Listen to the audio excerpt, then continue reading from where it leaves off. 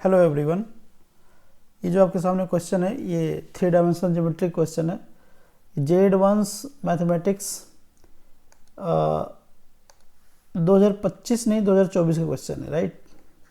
ये थोड़ा सा करेक्शन कर लीजिएगा, 2025 का नहीं 2024 का क्वेश्चन है। अब ये 3D से क्वेश्चन पूछा गया है और 3D एक बहुत इम्पॉर्टेंट रोल प्ले करता है आपके जेईई मेंस और एडवांस दोनों के लिए। अगर आप इस एग्ज़ाम की तैयारी कर रहे हैं तो 3D plays very important role. Question बहुत आसान होते हैं। फॉर एग्जांपल यही क्वेश्चन आपके सामने मैं अभी बताऊंगा। यहाँ पे 2 लाइन की क्वेश्चन दी गई है, ठीक है। एक में गामा इन्वॉल्व है, तो गामा यहाँ पे दूसरी लाइन में है। ये दोनों लाइन की क्वेश्चन जो दी गई है, बेसिकली ये दोनों लाइन दी गई हैं सिमेट्रिकल फॉर्म में। आप अगर इस वीडियो को देख रहे हैं तो इसका मतलब ये है कि आपने 3 डायमेंशनल ज्योमेट्री पढ़ रखा होगा।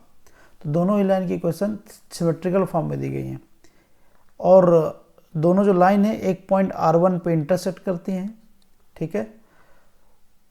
R1 पे इंटरसेक्ट करती हैं। कह रहा है कि R1 be the point of intersection of L1 and L2।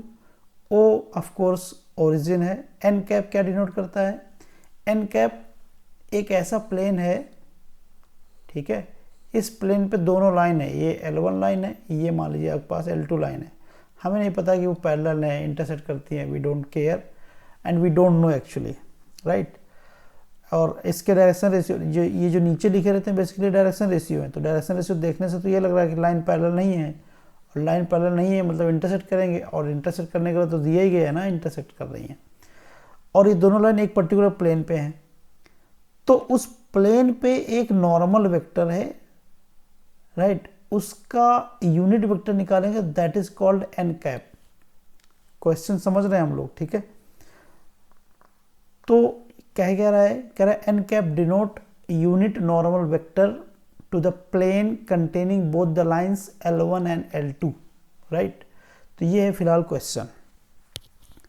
अब जरा समझिए, अब अगर आपने 3D पढ़ रखा है, ठीक है, तो 3D पढ़ रखा है तो आपको पता है कि आप पॉइंट ऑफ इंटरसेक्शन कैसे निकालते हैं।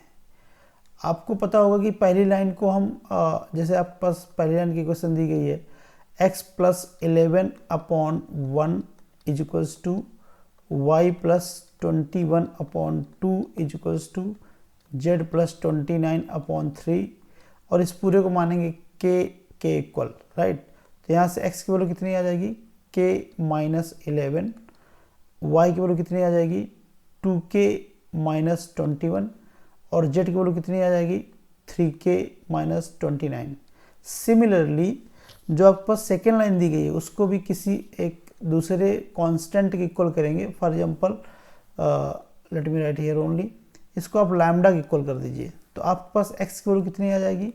x की वैल्यू आपके पास आ जाएगी 3 लैम्डा -16, y की वैल्यू आपके पास आ जाएगी 2 लैम्डा -11, और z की वैल्यू आपके पास आ जाएगा लैम्डा इंटू गामा -4। और क्योंकि दोनों लाइन क्या करते हैं? इंटरसेक्ट करते हैं, तो ये जो आपके पास x है इस x के इक्वल होगा। जो आपने x की वैल्यू पहली लाइन से निकाला है वो x की वैल्यू दूसरी लाइन से जो निकला है दोनों के इक्वल होगा। वहाँ से k और लैम्डा में एक इक्वेशन मिलेगी, लीनियर इक्वेशन। ऐसे ही जो y की वैल्यू आपने पहली इक्वेशन से निकाला है और y की वैल्यू जो आपने दूसरी इक्वेशन से निकाला है वो दोनों इक्वल करेंगे। वहाँ से लैम्डा और k में दूसरी इक्वेशन मिलेगी, तो दोनों को सॉल्व करेंगे, लैम्डा और k की वैल्यू निकालेंगे, और ये जो तीसरा वाला है z की वैल्यू, इन दोनों को इक्वल करेंगे। तो यहाँ से लैम्डा और k वैल्यू रखेंगे और गामा की वैल्यू निकल के आएगी। तो ये पूरा बेसिकली प्रोसेस है ना। लेकिन क्या आपको लगता है इतना बड़ा प्रोसेस करना वहाँ पे एग्जाम में? नहीं करना है, बिल्कुल नहीं करना। अगर आपके पास बेसिक अंडरस्टैंडिंग है तो क्वेश्चन आराम से हो जाएगा और विद इन अ मिनट। देखिए, गामा की वैल्यू बताना है आपको। देखो, गामा की वैल्यू के लिए इधर आप अगर लिस्ट सेकंड देखेंगे तो लिस्ट सेकंड में पहली बात ये 2 वेक्टर लिखे हुए हैं, तो गामा की वैल्यू वेक्टर हो नहीं सकती। गामा तो रियल नंबर है और एक स्केलर क्वांटिटी है, तो वेक्टर हो नहीं सकते। तो गामा के लिए 1 और 4th ऑप्शन तो चले गए। अब बचता है second option, third option, 5th option. आपने देखा जो मैंने यहाँ पर डिस्कस किया, यहाँ पर सारी चीज़ें कैसे बन रही थी? लीनियर इक्वेशन बन रही थी, और लीनियर इक्वेशन में स्क्वायर रूट आने का कोई चॉइस नहीं है, क्योंकि यहाँ there is no square root in the process, right. So gamma की वैल्यू किसके इक्वल होगी, गामा की वैल्यू होगी 3 के इक्वल, मतलब थर्ड पॉइंट मतलब 1 के इक्वल होगा। अब कह रहा है possible choice for N cap, N cap कैसा वेक्टर है, यूनिट वेक्टर है। तो देखिए वेक्टर दो लिखे हैं यहाँ पे, एक ये लिखा है एक ये लिखा है, राइट, लेकिन ये यूनिट वेक्टर नहीं है। आपके पास जो पहले पॉइंट, यूनिट वेक्टर का मतलब होता है जिसका मैग्नीट्यूड 1 हो, तो इसका तो मैग्नीट्यूड 1 है ही नहीं, राइट, तो ये यूनिट वेक्टर हो नहीं सकता है। तो आपके पास क्यू का जाएगा 4th पे, ठीक है। हमने कुछ नहीं किया, we are having general knowledge, that's it.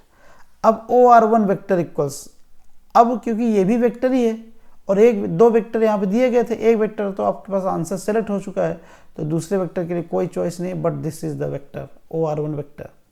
अब कह रहा है O.R1 क्या आएगा, अब आपके पास O वेक्टर भी पता है, OR1 वेक्टर पता है और दूसरा वाला वेक्टर भी पता है, इसका डॉट प्रोडक्ट निकालिए। डॉट प्रोडक्ट कैसे आता है, -1/√6 आ जाएगा भाई। आई कैप का कॉफिशिएंट, आई कैप का कॉफिशिएंट मल्टीप्लाई कर दीजिए तो डॉट प्रोडक्ट आ जाता है, +2/√6 आ जाएगा और यहाँ पे आ जाएगा +1/√6 आ जाएगा, isn't it, +1/√6 +2/√6 and this, so this will get cancelled। और 2/√6 को आप क्या ले सकते हैं, इसको आप ले सकते हैं 4/6, isn't it, तो क्या आ जाएगा आंसर 2/3। तो 2/3 कौन सा है, तो ये S वाला 5 वाला हो गया आंसर। तो हमने कोई भी मतलब बहुत बड़ा मैथ्स यहाँ पे हमने अप्लाई नहीं किया, we are having general information and we are getting the answer of this question, right.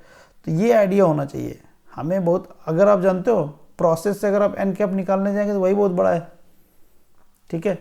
तो हमें वहाँ पे आंसर देना है, तो इस तरीके से आपकी अप्रोच होनी चाहिए। तो आप देख लीजिए कौन सा इसमें ऑप्शन मैच करेगा।